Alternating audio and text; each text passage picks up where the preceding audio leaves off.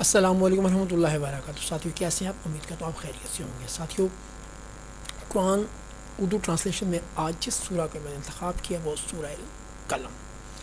تو چلتے ہیں سورہ القلم کی اردو ٹرانسلیشن. بسم اللہ الرحمن الرحیم. اللہ کے نام سے جو بڑا مہربان نہایت رحم والا ہے.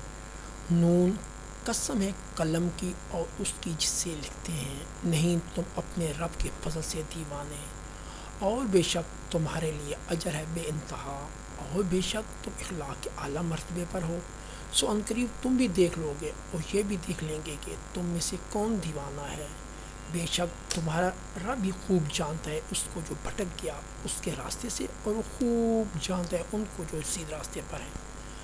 تو نہ کہا ماننا تم جھٹلانے والوں کا، وہ چاہتے ہیں کاش تم نرمی کرو تو یہ نرمی کریں.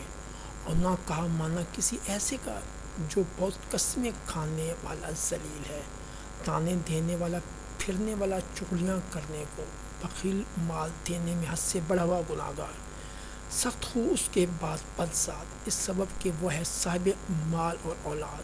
جب پڑھ کر سنائی جاتی ہیں اس کو ہماری آیتیں تو کہتا ہے کہ یہ افسانے ہیں اگلے لوگوں کے. ان قریب داغ لگائیں گے کہ ہم اس کی سونڈ پر.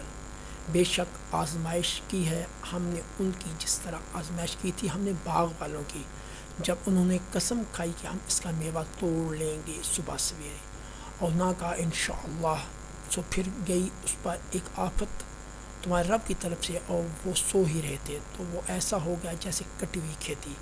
پھر پکارا انہوں نے آپس میں صبح سویرے، یہ کہ سویرے ہی جا پہنچو اپنی کھیتی پر اگر تم کو کاٹنا ہے. سو وہ چل پڑے اور چپکے چپکے کہتے تھے کہ نہ داخل ہونے پائے یہاں آج تمہارے پاس کوئی فقیر. اور سویرے ہی جا پہنچے کوشش کے ساتھ، گویا وہ اس کی پیداوار پر قادر ہیں. پھر جب دیکھا انہوں نے اس کو تو کہنے لگے بے شک ہم راستہ بھول گئے ہیں، نہیں بلکہ ہم بے نصیب ہو گئے. بولا ان میں سمجھدار کیا نہیں کہا تھا میں نے ان سے کہ کیوں نہیں تم تسبیح کرتے. وہ کہنے لگا پاک ہے ہمارے رب، بے شک ہم بھی تھے قصوروار. پھر رخ کیا انہوں نے ایک دوسرے کی طرف لگے ملامت کرنے. وہ بولے ہائے شامت، بے شک ہم تھے سرکش، شاید کہ ہمارا رب اس کے بدلے میں ہمیں دے بہتر اس سے. بے شک ہم نے رب کی طرف رجوع کرتے ہیں. ایسا ہوتا ہے عذاب اور عذاب آخرت کا کہیں بڑھ کے کہ کاش کے یہ لوگ جانتے. بے شک پرہیزگاروں کے لیے ہے ان کے رب کے پاس باغات نعمتوں کے. کیا کر دیں گے ہم فرمانبرداروں کو نافرمانوں کی طرح. کیا ہو گیا ہے تمہیں، کیسے فیصلے کرتے ہو تم؟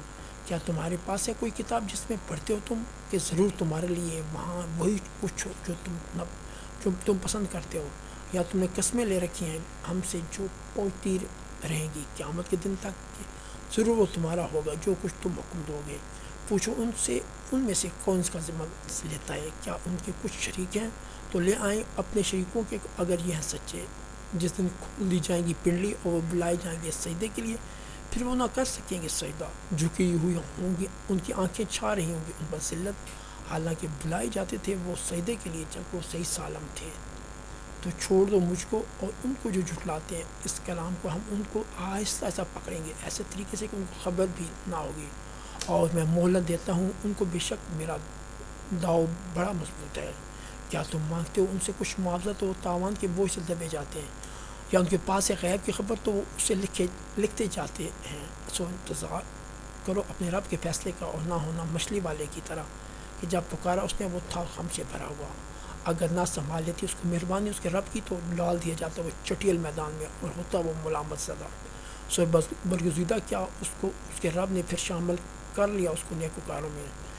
اور ایسا لگتا ہے جیسے وہ لوگ جنہوں نے کفر کیا پھسلا دیں گے تم کو اپنی نگاہوں سے جب یہ سنتے ہیں نصیحت قرآن اور کہتے ہیں کہ یہ ضرور دیوانے ہیں. اور نہیں ہے یہ قرآن مگر نصیحت تمام جان والوں کی. صدق اللہ العظیم. تو ساتھ یہ تھا آج جو سورہ القلم کا اردو ترجمہ. Thanks lot to watch. اللہ حافظ.